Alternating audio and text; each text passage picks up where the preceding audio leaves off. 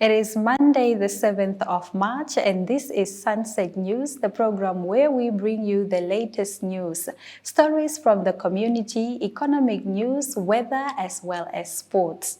I am Aina Raiza Kweo. In the news tonight, the Development Bank of Namibia on Friday, the 25th of February, signed an agreement with the Rushpina Solar Park to build a 5.4 MW solar park in the town.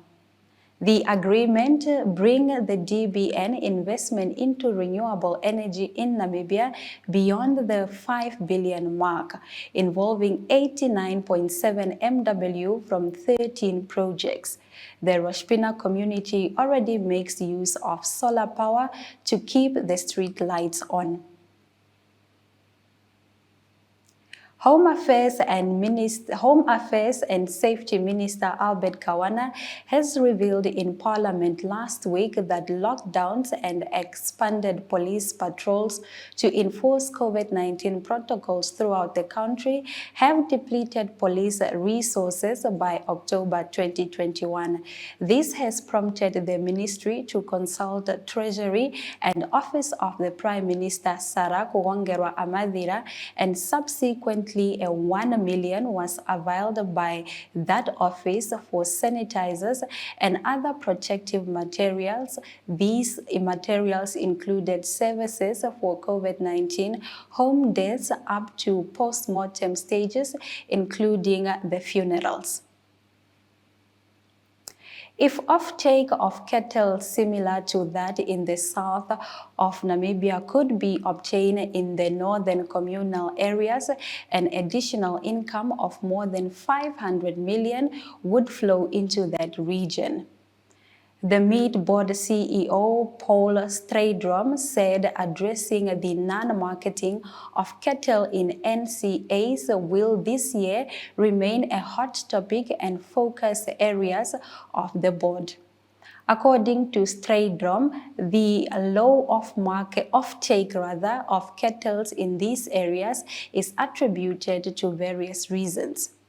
However, if an offtake of the cattle similar to that of the south could be obtained, it is estimated that an additional income of approximately 450 million would flow into that region.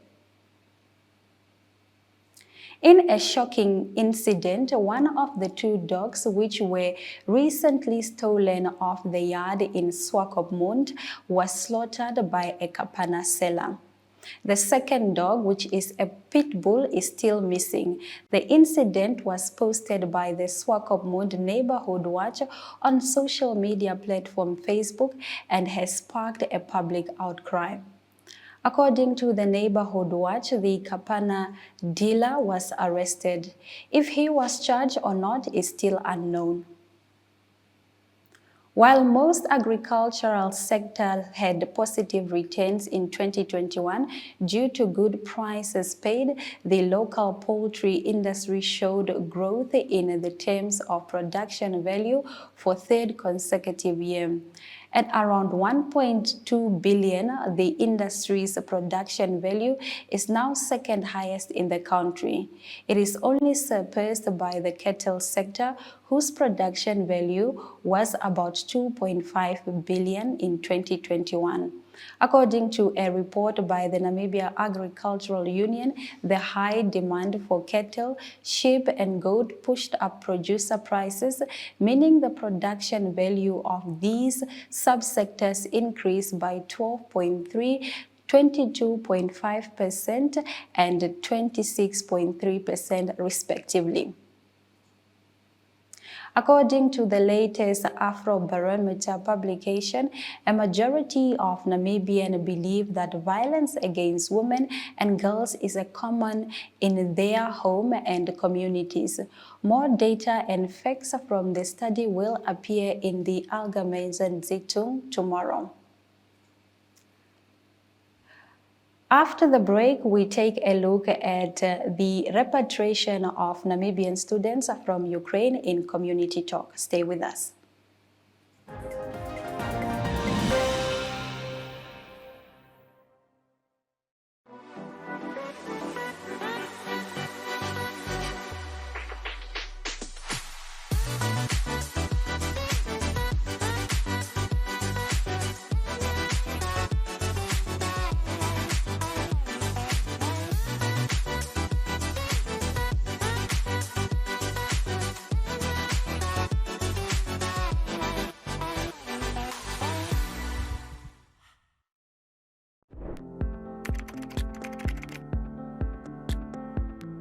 We know that violence against women and girls is pervasive everywhere in the world. So now imagine a conflict breaks out, or a natural disaster happens, or a global pandemic like the one we have seen since 2020 breaks out. Institutions are often focused on addressing this crisis. And in conflict settings, some of the institutions that are responsible for protecting women's rights collapse. The United Nations and UN Women work around the world to address some of these challenges. We make sure that women and girls who are victims of violence access services, including justice, health, psychosocial support, and reintegration.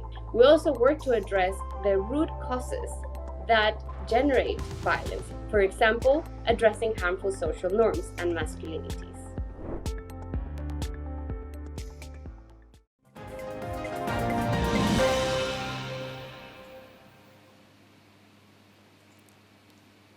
Welcome back to Sunset News. In Community Talk today, Kennedy Kandume, the CEO of NASFAF, talks to the media about the repatriation of Namibians from the Ukraine, saying that the fund is not only focused on students hoping to return, but all Namibians. Yes, it's true that this is an emergency. I've heard that people are saying, in the beginning, NASFAF, their first concern was, we have students, we need to prepare ourselves. So we engage, and as a government, we know that this is not a normal situation. So we are not talking about students here. We're talking about all Namibian nationals that are in Ukraine. That's the language that we are using. If a Namibian is stranded in Ukraine, we will have to come in as a government and assist that.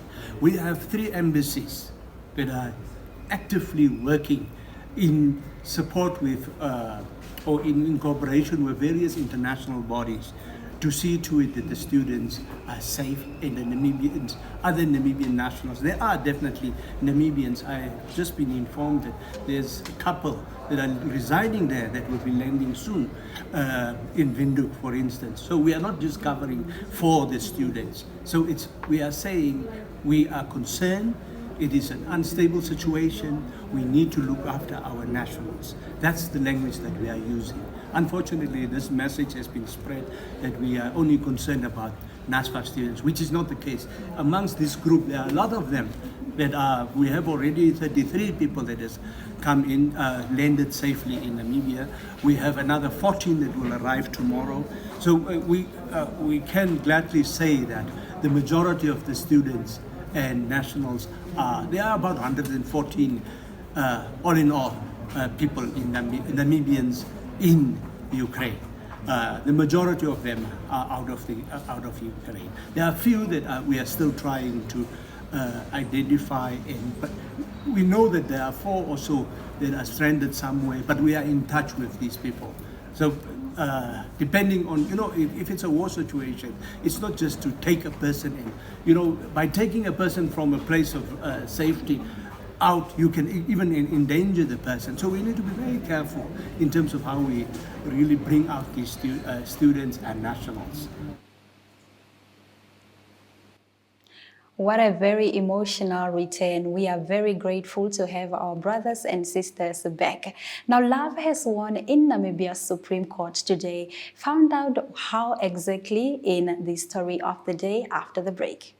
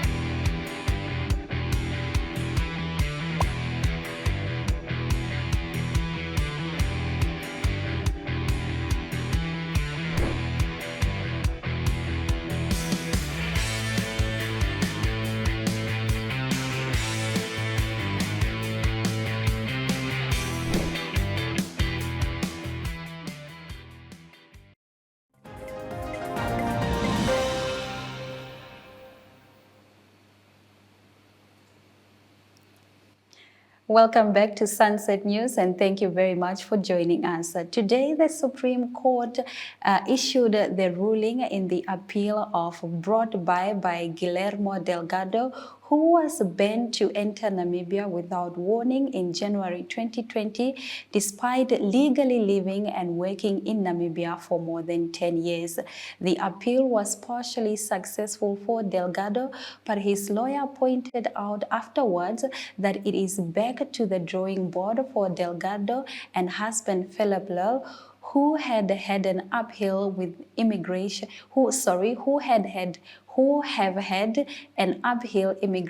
battle for the past 8 years with the immigration. And this story is coming up right next in the story of the day. Yeah, this is one of those you won, but you didn't really win. The court upheld the appeal in part and referred the matter back to Home Affairs to make a decision on the application for the extension of the Section 38 certificate. We've outlined to the court how Home Affairs has been hostile, and that's like the mildest form you can put it, hostile towards Memo and Philip and the entire family. So going back to Home Affairs for what? We know what they're going to do. They're going to reject the application, except now they're going to pretend to have thought about it a little bit longer. Then you'd have to institute another review application or something, eventually come back to the Supreme Court. This is just a waste of time, a waste of money, a waste of energy, to be quite frank. They recognized that Home Affairs really mistreated Memo and ordered a punitive cost order. Like you would have heard, they said cost on an attorney-client scale. So you appreciate that Home Affairs did something wrong, but you're sending the person back to Home Affairs. It makes no sense to me. What I can say is at the individual level, of course, this is not giving us any strength. It just, as Uno said, they bring us back to the queue. And for me, personally, I delivered formally 2 applications. They were complete. They acknowledged receipt. So from my point of view, I did my job. Somebody made a mistake or somebody did something malicious, but and I have to basically go back again to the queue. I suppose that's individually, but as Uno also said, our family has been going through a lot, and I think these situations are caused consistently by Home Affairs. So yes, it's not exciting, but we do appreciate some kind of injustice was kind of acknowledged.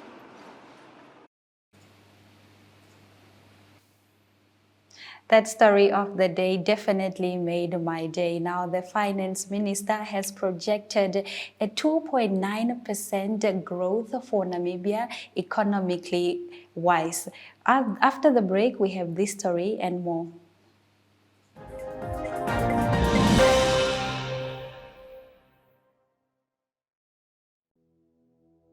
Have you received a loan from NSFAF?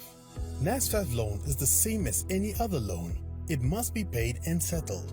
NSFAF has a set of guidelines on how you can repay your loan and become debt-free. Therefore, it is important that you, a former beneficiary and a responsible Namibian, show your patriotism by helping pay back your loan and thus helping NSFAF become a revolving fund for the benefit of future potential students. By failing to pay back your NSFAF loan, you risk being blacklisted or having a court order against you. So arrange with the fund to pay back your loan today.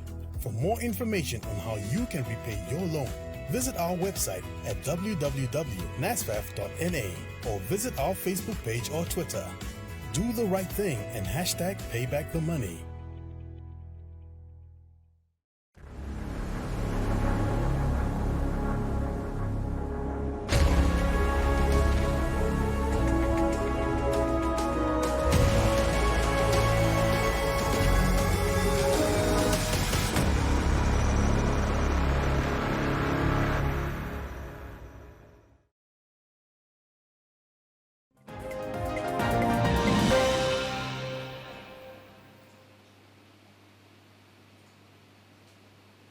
Welcome back to Sunset News. In our economics news tonight, the domestic economy took by historical standard an unprecedented hit in 2020, from which it was expected to only gradually recover rather than bounce back quickly, the Institute for Public Policy Research said.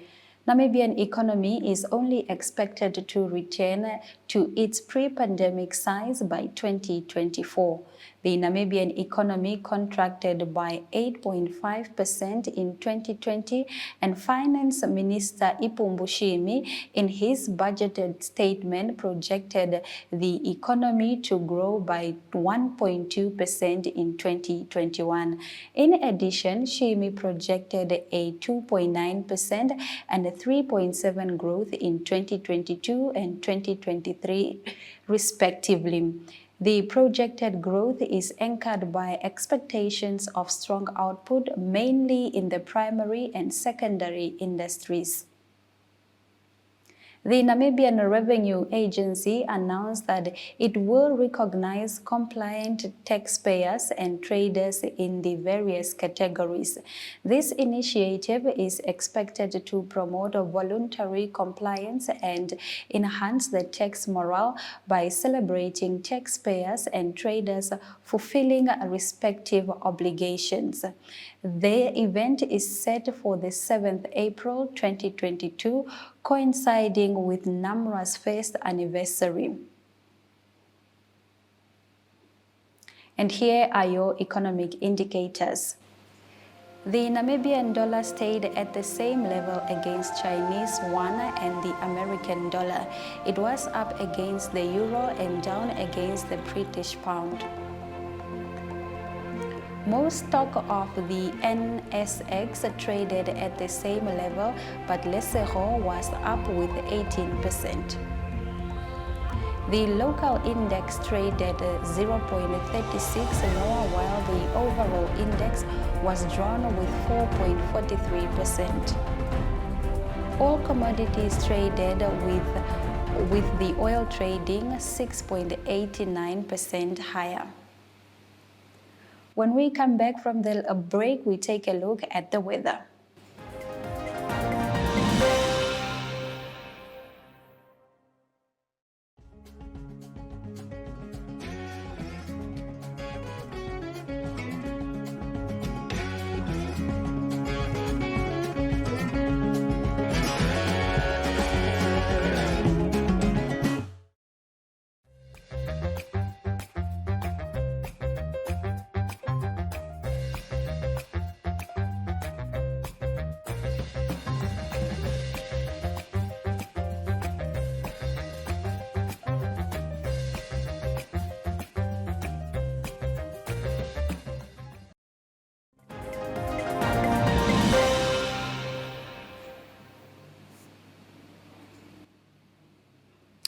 And now for your weather update.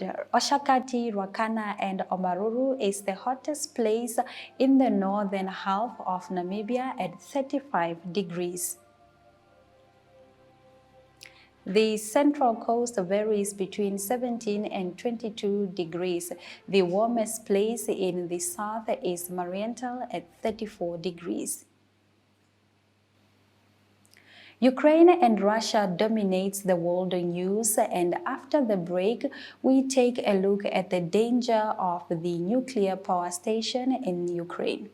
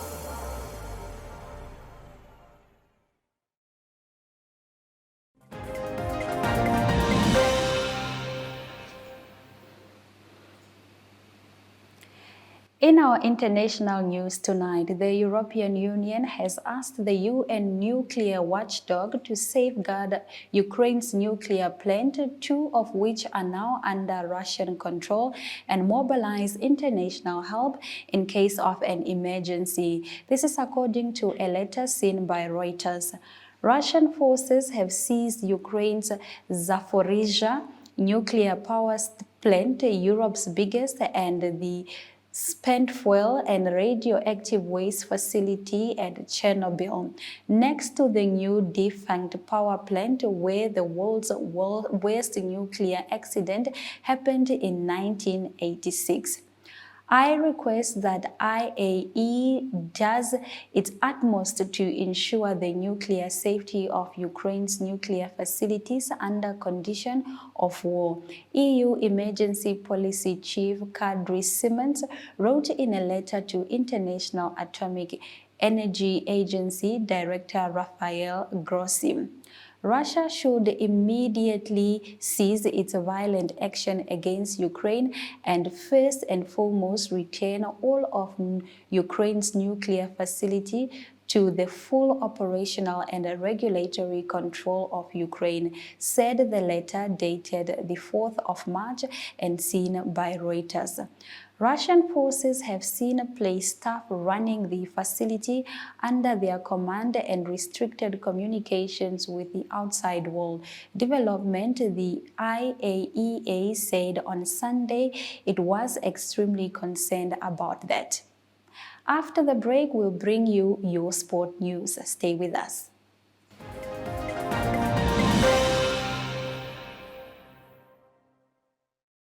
Choose your flex package with Paratus today. Sign up for ultra-fast fiber with the convenience of mobile LTE. That's 2 products in one bundle. It's new, it's one bill, and you can stay connected in more than one location. For more information, visit paratus.africa/NA. Always prepared. Paratus.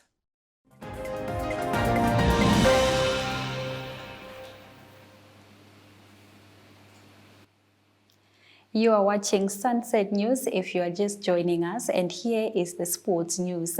A true captain's knock by Gerard Erasmus propelled his Namibian Eagles side to a vital win against Oman in their first match of the ICC World Cup League 2 series in Dubai yesterday. Coming in a bed with his side in desperate trouble at 43.6 and 53 7, Erasmus made a brilliant 121 not out of 120 balls to help Namibia set up a 226 all out. This total proved more than enough as the disciplined bowling attack limited Oman to 106 all out for a 110-run win for the Eagles. Namibia will play UAE tomorrow.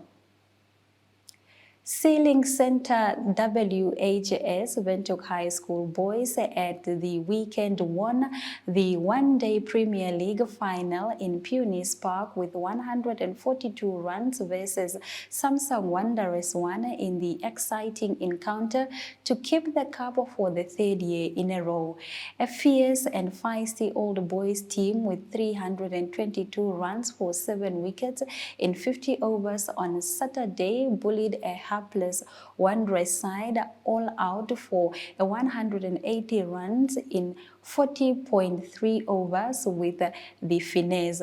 All the boys lost their toss and was sent in by the guest to bat first.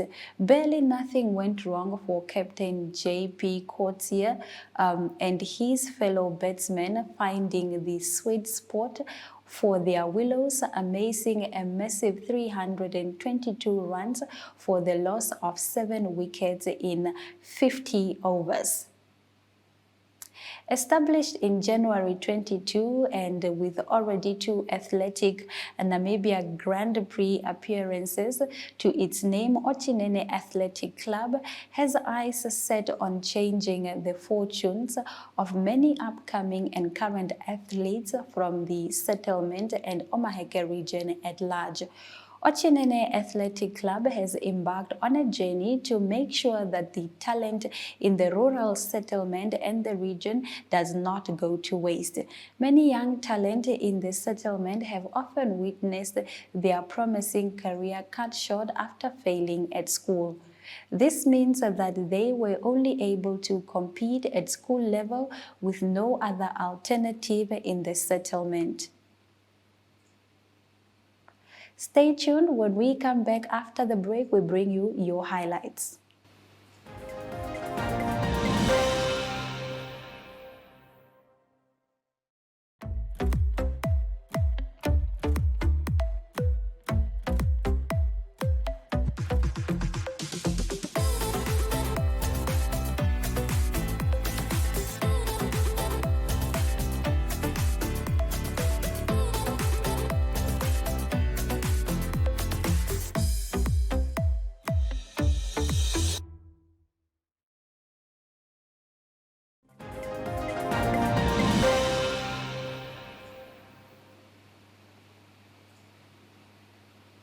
If you have missed it earlier, here are today's news highlights.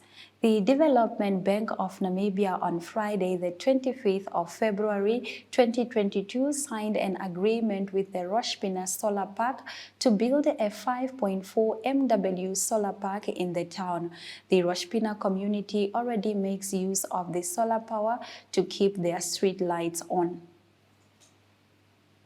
Home Affairs and Safety Minister Albert Kawana has revealed in Parliament last week that lockdowns and expanded police patrols to enforce COVID-19 patrols throughout the country have depleted police resources by October 2021.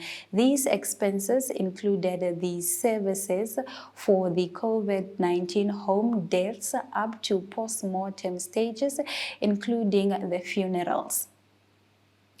If offtake of cattle similar to that in the south of Namibia could be obtained in the northern communal area, an additional income of more than 500 million could flow into the region. If an offtake of cattle similar to that of the south could be obtained, it is estimated that an additional income of approximately 540 million Namibian dollars would flow into the region.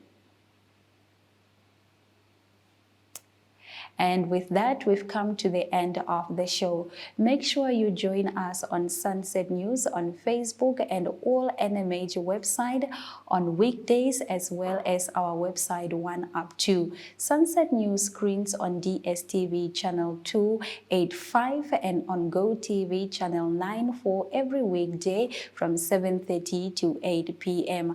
I am Aina Kweyo and this is Sunset News. Don't end your day without us.